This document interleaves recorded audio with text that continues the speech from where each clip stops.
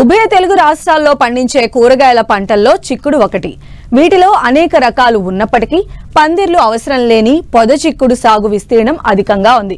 ప్రస్తుతం ఈ పంట పూత కాయ దశల్లో ఉంది. అయితే ఈ పంటకు చాలా చోట్ల మారుకా మచ్చల పురుగు ఆశించి తీవ్ర నష్టం చేస్తోంది. తగిన సస్యరక్షణ చర్యలు చేపట్టడం ద్వారా పురుగును అరికట్టవచ్చంటూ యాజమాన్య పద్ధతులను తెలియజేస్తున్నారు వరంగల్ ప్రాంతీయ వ్యవసాయ పరిశోధనా స్థానం శాస్త్రవేత్త డాక్టర్ అనూష.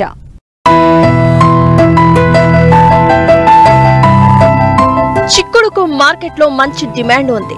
పాదు జాతి చిక్కుడును సాగు చేయాలంటే ఖర్చు అధికం, పైగా పంట కాలం కూడా ఎక్కువ.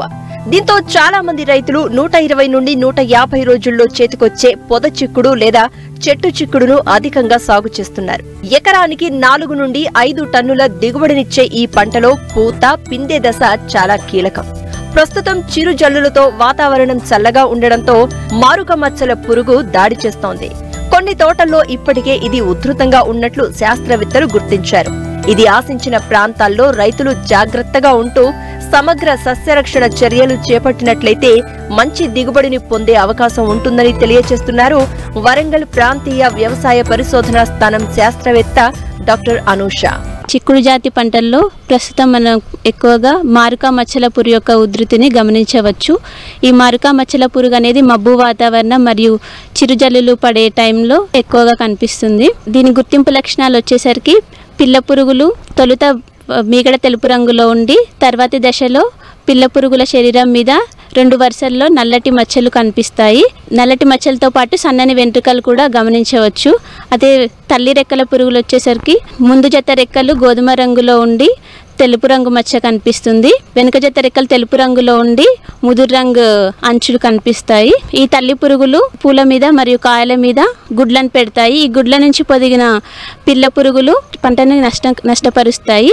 ఈ పిల్ల పురుగులు పూతని గూడుగా మార్చి పూలను తింటూ అదేవిధంగా కాయలు ఏర్పడిన తర్వాత కాయల మీద రంధ్రం చేసి కాయల లోపలి గింజలను కూడా తిని రైతుకి అధికంగా నష్టం కలిగిస్తున్నాయి. ఈ పురుగు నివారణ కోసం పూత దశలో వారానికి 2-3 సార్లు పురుగు యొక్క ఉనికిని గమనిస్తూ ఉండాలి. పురుగు యొక్క ఉధృతి కనుక తక్కువగా ఉన్నట్లయితే క్లోరోపైరిపాస్ 2.5 మిల్లీలీటర్లు కానీ లేదా నోవల్యూరాన్ 0.75 మిల్లీలీటర్లు కానీ ఎసిఫేట్ 1.5 గ్రామ్ పర్ లీటర్కి కలిపి పిచికారీ చేసుకోవాలి.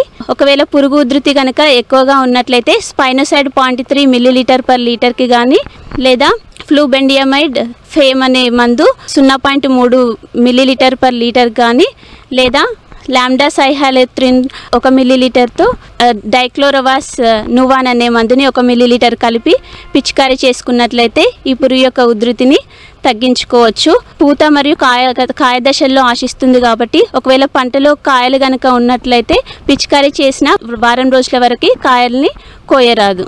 రైతులు పురుగు మందులు పిచికారీని ఉదయం సాయంత్రం వేళల్లో చేపడితే ఈ పురుగును సమర్థంగా అరికట్టవచ్చు.